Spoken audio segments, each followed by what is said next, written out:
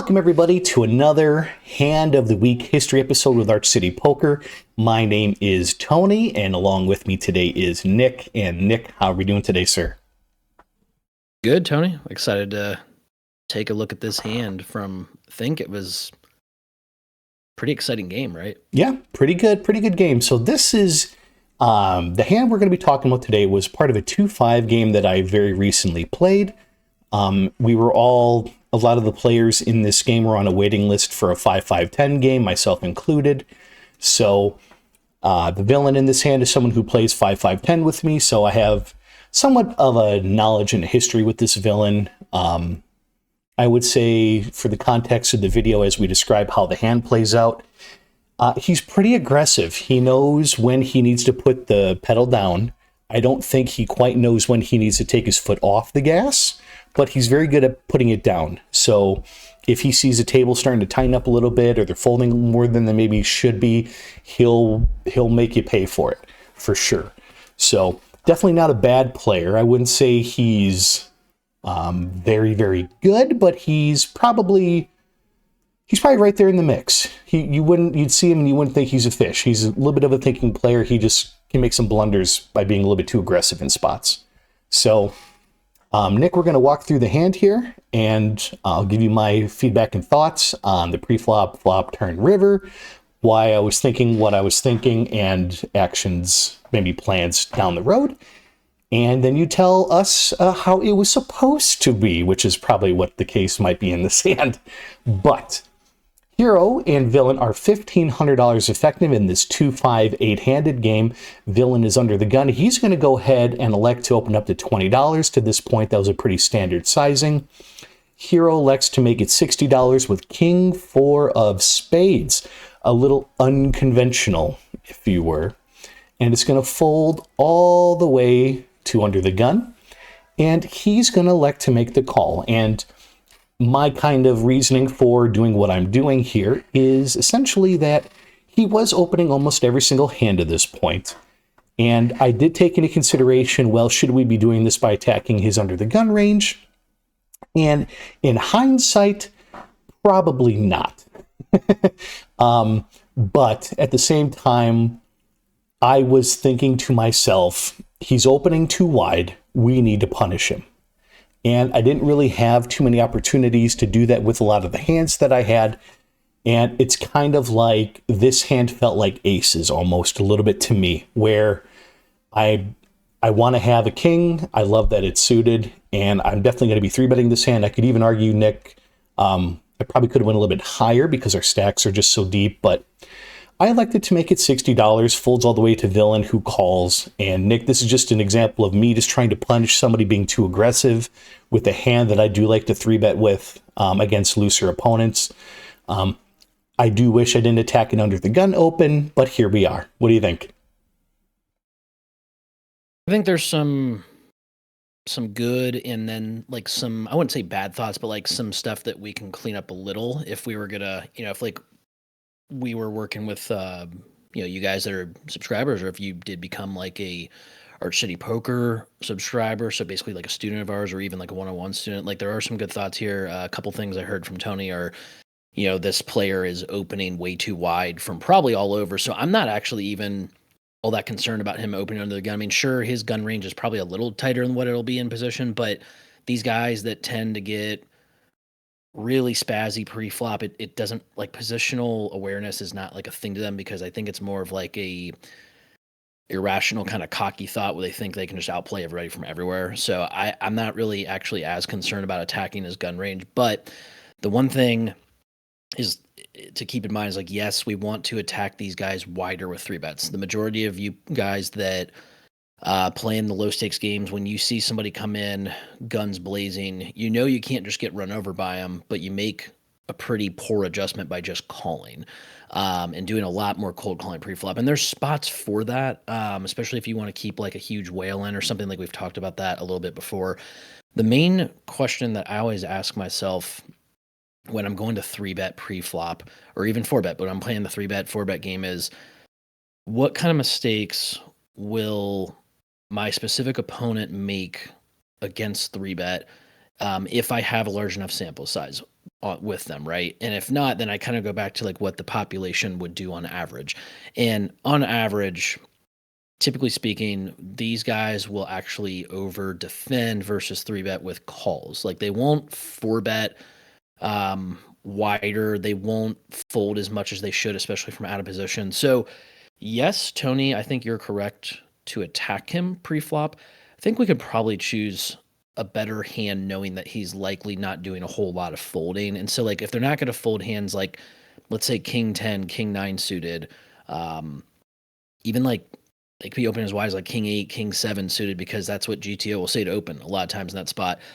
We'd rather just honestly keep it a little more linear, whether we are 3-betting or 4-betting. Sizing is all right. We could, like Tony alluded to, we could go larger because we're deeper. I will say this isn't the worst hand in the world to pick for two reasons. One, your blocker quality with the king, which you guys know how much I love talking about blockers, but I mean, I think it is kind of relevant when you're talking about the 3-bet 4-bet game. And then it is like a suited hand, and it'll play like a kind of like a nuttier suited hand will play better like in a higher SPR situation. So like if Tony 3-bet here and he was going to call, if we were going to end up with like an SPR between like 2 and 4, which is what we usually end up with in the live low stakes games when you're playing closer to like 100 big blind game, then that would be a huge mistake. And I don't think Tony would have done that. I think he just would have folded. But Yeah. I think we'd like to have against somebody that's just probably not going to fold a lot. Like we just want to be really linear. Like I'd rather just have like King Jack suited, King 10 suited, even hands like potentially King Jack offsuit, King 10 offsuit, because they will peel with hands like 10-9, Jack 10, King 9. Like there definitely will be hands that you will be ahead of. So yeah, Tony, I think the right idea to attack this guy, I think we can just probably clean up the range a little bit, but it's not a huge problem with you being in position just because you will be able to outplay him post flop. Yeah, I think that makes a lot of sense. I know to add a little bit of additional context here, like I always like to talk about when I'm talking with other people about cards, is like if we're going to do a decision, like why are we doing it? And I had to think about that before I 3-bet was like, if I 3-bet, why am I doing it? And my goal was I didn't think anybody behind me was going to 4-bet. I don't think anybody's going to call the 3-bet, so it felt pretty safe to do, generally speaking. I also wanted to isolate this villain heads up. Now, knowing that he's going to call a little wide, like I knew I wasn't driving full equity with this, but I knew I was isolating him heads up in position, which was generally the goal, what I was like really shooting for. I wasn't trying to get him to fold. I'm trying to get him to play a big pot out of position, knowing that he calls too wide and that he's going to be missing most boards, was kind of like the strategy here. Sure. But yeah, makes sense. So we go to a flop, and it is 4 of hearts, 6 of spades, 8 of clubs. So rainbow board, 4, 6, 8. 1 spade, we have a backdoor, straight flush draw, and we have bottom pair. Not the worst in the world for our hand, to be honest. Totally fine with getting any. I'd rather bank the 4 than honestly bank a king. So felt pretty good about that. Love the backdoor flush. It's pretty hidden. Villain elects to check, which I think he's going to do with 100% of his range. And I decided to down bet to 40. The rationale for betting 40 into 120, I usually like to size up when it comes to maybe more monotone boards and maybe more dry, staticky boards, excuse me. But I don't think I drive a lot of fold equity with this guy. I do think there are some circumstances where he will just like muck a hand like 10 jack or queen jack, or just a hand that just maybe called a little too wide pre-flop and sees me taking more an aggressive line. It just doesn't want to get mixed up with a bloated pot with kind of air. So I wanted to give myself a little bit chance for him to fold. But I do want to start building this pot a little bit because I do think a 4 is ahead of his range. This villain certainly is capable of check raising as well. So I somewhat think that my bet sizing is going to get attacked every once in a while.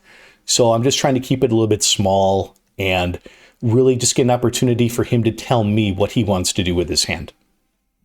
So what do you think, Nick? Yeah, I mean, I think It is a little more like typically when you have like a three straight board and there's not a flush draw, I would lean more static, even if it is only an 8 high texture. Because like the nutty hands are probably going to remain the nutty hands on most runouts. So, like, our, I wouldn't call it like our blind kind of bread and butter strategy, but like it would be to typically bet larger with kind of like top of range than like some bluffs that might make sense if we even feel we need the bluffs. Um, Never a bad idea in position to bet range small if you're in doubt as well. I think that's okay in a vacuum. Depending on, this is where it gets a little bit different though, guys. Like if you're in a typical loose passive environment in a low stakes game, I think you can absolutely just kind of just bet range here and not think too hard about it. But Tony kind of mentioned it at the end of his thoughts there, where like we're in a game that's a little more aggressive, but specifically with a player that is capable of check raise without having it. The whole idea of us betting range smaller, exploitatively speaking, is that we figure out pretty much where our opponent's at right away. Like they'll fast play very good combos to nutty combos, and then they will pretty much just like call with the marginal stuff, like the middle bucket type of hands, and then they'll fold the rest. But with this guy, it's very possible he could take a hand like 10-9 and turn it into a bluff here. So I think the line I would probably take at this point, like the best line that I could come up with is because like I like to ask myself in these spots, like even if let's say like I think this guy, I've seen him do some really aggressive things, but I haven't played with him that often.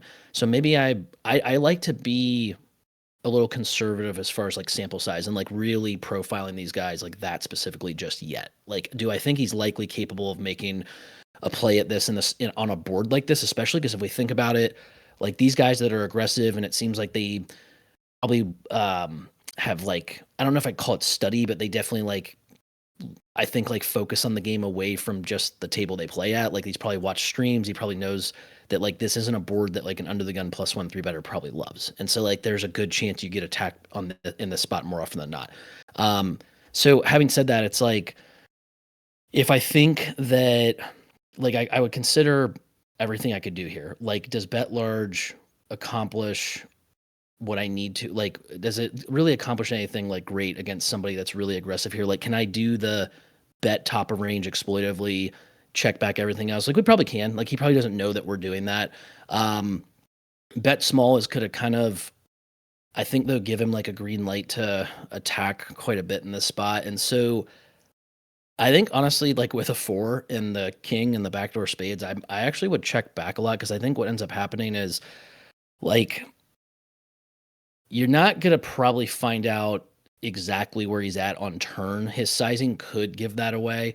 But what kind of mistakes does like probably a fishier aggressive player make, guys? They probably make mistakes in the form of betting and barreling, opposed to just like calling without balance, right? So like this is a typical live low stakes player. We can bet range small. They're gonna act accordingly to that bet, and then we can kind of set up like the perfect line after that. With somebody that's a little more capable of aggressive action in like bad aggression, probably, guys, like in the low stakes game, if you get up against somebody that's quite aggressive, they're probably bad aggressive. And so I think giving him some room to like bet and possibly barrel on future streets when we have some showdown value, like I probably would check back here Mm-hmm. and see what he did. So I mean, I get like you guys are watching, this is like a classic spot for us where like we could bet small. It is a little more static, so like we might lean towards like the large bet that's an infrequent bet and then a frequent check back. That's probably what I would lean, but I get like a lot of you guys will kind of just like autopilot. I'm not saying Tony did this. Tony, we've talked about this, and like I'm not saying you did this, but like a lot of you guys will kind of autopilot, like the tryhards I call them. They'll kind of like autopilot range bet small on every board as a 3-better. That's actually not correct in GTO, but I'm not going to get into what's correct because that's not the point of this kind Mm-hmm. of video in our platform, guys. So I would check back because I think his mistakes are going to come in the form of aggression later, and I would like to not get blown off of my equity with this hand. That's the whole point of not betting to merge in theory, guys, is you don't want to get check raised and put yourself into bad spots where you under-realize equity against this kind of player, I think I actually would just check back here. Yeah, I like checking back in hindsight. I think in the moment, kind of what I was thinking here again, providing just additional context, and I misspoke. Obviously, it's not a monotone board; it's a static board, is what I meant to say. Yeah, yeah. But I thought by leading for 40, I thought he was going to float with almost 100% of his range. So I actually kind of thought I was getting some value by a bet here. I do think that he is one that can check raise. Don't think he check raises sixes, eights. Maybe I think if he has a hand like aces, kings, queens, jacks, he's more prone to four bet because he and I were tangling quite a bit. So I'm not putting some of the super nuttier combos in his range here. I think he's just going to float with dang near everything. Ace, king, king, queen, all the hands that I think traditional people overcall three bets with. So it was kind of a small value bet here, if you can believe that. Because I don't think, yeah. I mean, I guess I could be scared of sixes or eights raising, but I think those just call too. What are they scared of? So, yeah. So we bet 40. He elects to just go ahead and make the call, which, okay. I kind of expected this to happen. I certainly didn't expect a fold. So we go to a turn, which brings in the deuce of spades. So 4 hearts, 6 of spades, deuce of spades, 8 of clubs. We have the king high flush draw that's kind of slowly coming in here.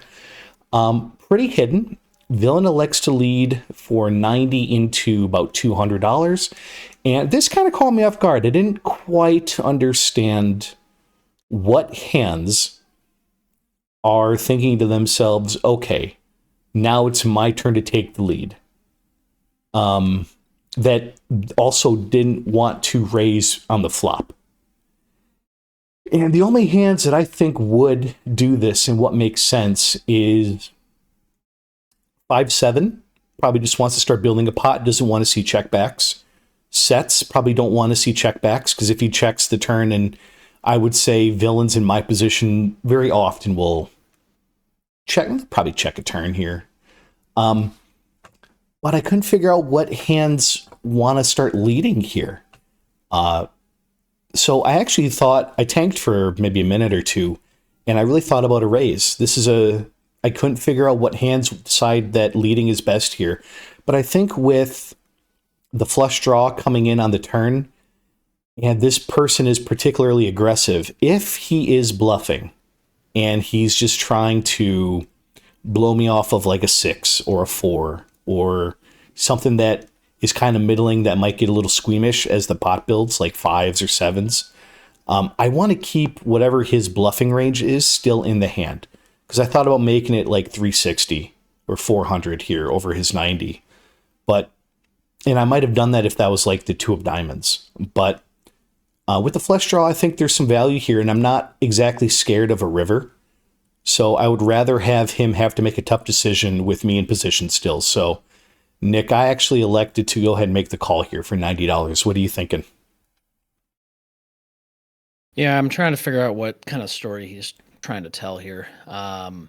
Typically, like the stop and go is what it would be called back in the day, where you check, call, flop, and then lead turn. And that's something that we actually would tell you guys to do in some spots. Basically, like what it is you would check out of position if your opponent bets like kind of smaller on more of a dynamic board in position. It probably caps them quite a bit to where like when you guys then see a turn, they might check back a lot of that range. So you might want to do more leading with the better hands that you check called with, kind of like your top of hand or top of range hands that you have at that point. Like you're probably a little capped yourself, but it would be like a lot of like top pair stuff anyway. This story doesn't really make a lot of sense to me though. Like you guys were deep enough on the flop. Like if the SPR were like 3, like maybe there'd be more top of range slow plays, but I can't really ever range somebody here on like 2 pairs or better. Like this to me feels kind of like He reverse floated, like he check called, and maybe he picked up spades also. I think a lot of times, like a lot of guys will lead here when they pick up equity with the spades. So he could have anything like a 5x hand with spades. He could have a hand like Jack 10 of spades that he reverse floated with. Like the kind of the bad aggressive guys, just they don't. I respect their ability to not give up, but sometimes it's a little too careless and a little, I think, too ambitious. So I do think a lot of times, like basically, I range him as being. It should be like kind of polar. Like there should be like basically like two pairs or better, I would say, and then perhaps like some draws. But because I think he's a little empty, like I think it's more of the draws than anything. Like I kind of agree that, or not even kind of agree. Like this would be the kind of hand that I would turn into a bluff a fair amount of the time. But that's based on the fact that like if I think my opponent has something like in their range that's maybe better, but I can get them to either fold now or I'm trying to get them to put money in the pot now to fold river later. But I think against this type of opponent in this line, I think the four honestly has too much showdown value. Like I think it's too good of a like you have too much equity to turn into a bluff here, like you were saying, Tony. Like I think especially when you pick up the spades. So and the thing is, like a lot of this is kind of like a I would call it kind of like a next level type of thinking, but like even let's say he doesn't have spades. If the spade comes in on the river, this is the kind of player that might try to rep it. And so like that's something to keep in mind too, is like the implied odds of like the future equity of like the scare cards that somebody might bluff. And so you containing them is a good thing. And that's like getting way too in the weeds and like levels that we don't need to get into, guys. But I'm just trying to give you an idea of where my thought process goes with some of this. But in a vacuum, let's do it really simply how I would do it with a student, how we would do it on Arch City Poker. Let's range our opponent. Okay, he check called flop, static board. Like there could be slow plays, but it's a 3-bet pot and the SPR is well over 10. Like I think he's going to check raise and attack on this board a lot. And even if he doesn't, I think he either leads much larger here, setting up a river situation where he can play for stacks, or he goes for check bomb. And so leading for like less than half pot doesn't make any sense to me. It feels like he's just trying to set his price or trying to like make sure he doesn't face a larger bet, I think, which the bad aggressive guys don't typically do that, but that's it feels kind of empty to me and it feels kind of capped. So I think we just have too much showdown value. I range him as being kind of empty, but I want to see what he does in river and let him, as you said, Tony, I think we can allow him to maybe make more mistakes in the form of putting money in bad on the river. And so I would call as well. Okay, good. That makes me feel good. I really did think about a raise here. Just really getting the SPR down and like really blasting. Tony, let's talk about that for a sec for like these guys that are listening in a few. So again, like kind of considering every line we could take, what does raise like if we do raise here, guys, like if we raise, what does that do? We probably just fold out the bluffs that he has. Yeah. And if he did have some kind of weird like 8-6 hand, it just gets him to ship it on us, or he ships like a combo draw and we don't realize the equity of the hand that might be way ahead of him. So in my mind, it's like raise just doesn't accomplish anything good here. We need to just call. Yep. I think that was exactly the type of things I was thinking about, where I don't think a raise here, because it's going to be for a big sizing. It's not going to be like 270. It's going to be like 400 or 450. Yeah. So yeah. Now, I mean, said that, let's say like, let's say this is a more standard low stakes opponent. Let's say they check called turn and now they just bet. Like, could they have a hand like tens or jacks trying to like see where they're at? That's what this bet is, guys. It's a see where I'm at bet.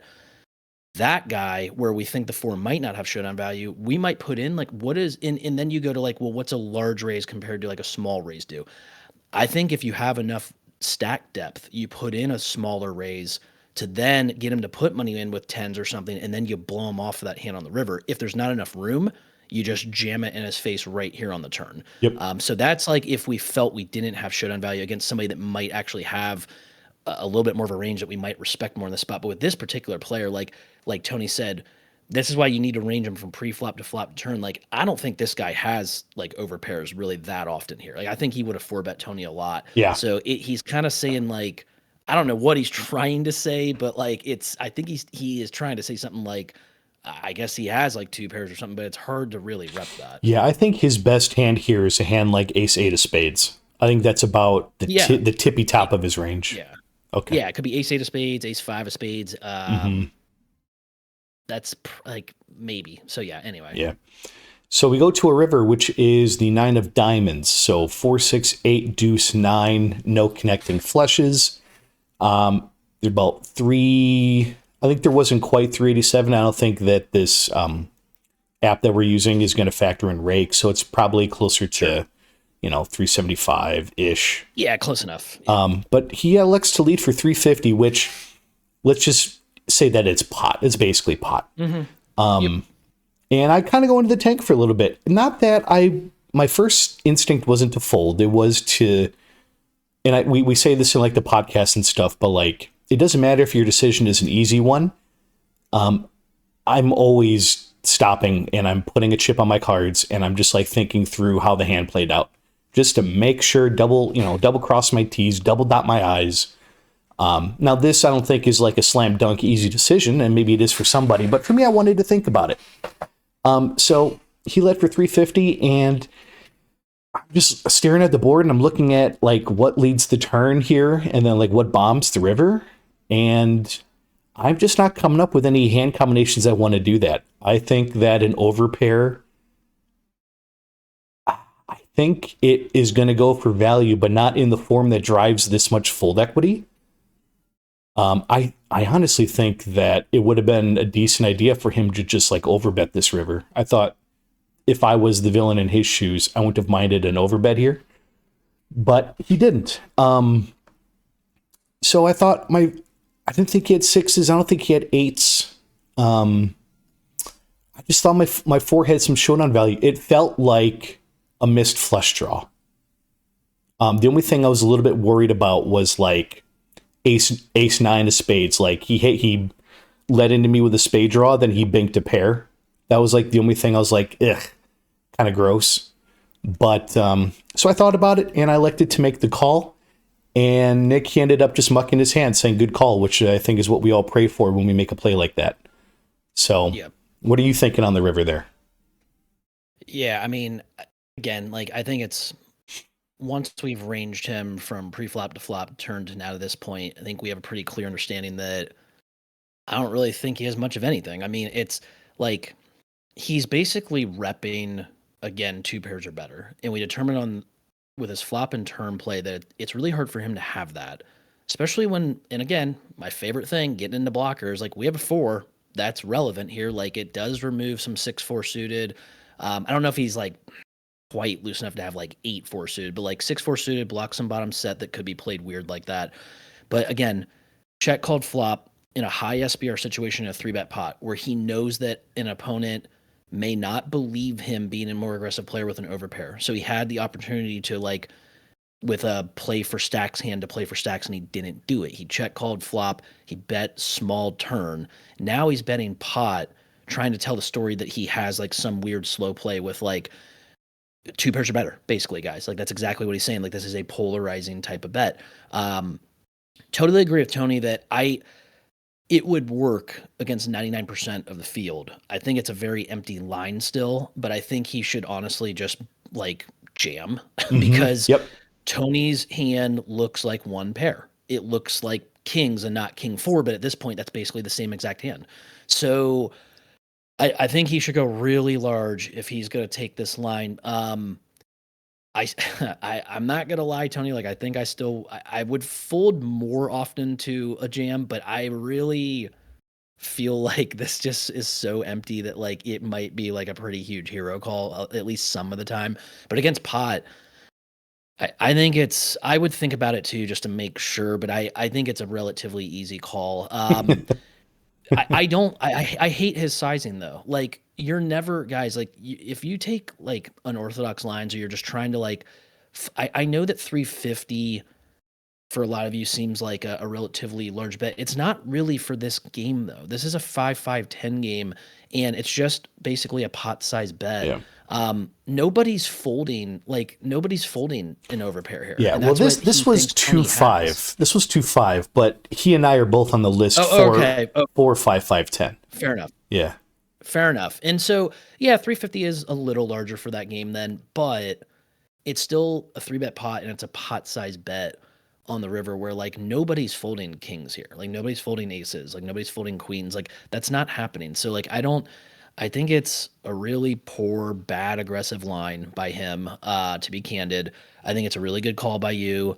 And like we said, guys, like going back to pre-flop and running this through to the river right now in this moment, it shows that even if you make maybe like a slate minus EV spot pre-flop, or maybe like we bet flop it, maybe we determine like maybe we think bet checking's better. Like Tony still makes up for that by not letting the minus EV stuff, or if it's like break even, whatever. Like he doesn't let it snowball. Like we still go through the process and we range our opponent and we essentially evaluate what our possible options are and we come up with the best ones. And he did that most importantly on the money streets on the turn and river, and it led to a really nice pot with a smaller pair. And you guys might be saying like, some of you guys might be like, oh, this is like this just seems like some clown poker, like some maybe like some PLO stuff, or guys just looking to gamble. But like that's not the case. Like even if there are spots where Tony or myself, for example, will take a line or play a hand, we're like, like maybe that action was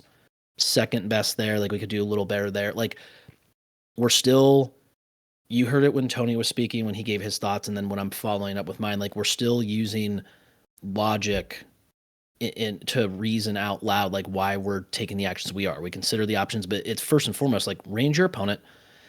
How does your hand relate to his range, and what are you going to do about it? And it's you can sum up poker to that kind of simplicity and be a really strong player, guys, no matter what level you're playing at. So yeah, Tony, this is a really cool hand. I think it's well played overall. And yeah, I'm still trying to figure out what he's trying to tell a story, but it just doesn't check out. Yeah, I think I had that emotion of like flicking in the call and just like hoping he just says you're good. If he doesn't say anything and he tables his hand quickly, I kind of die on the inside. So yeah.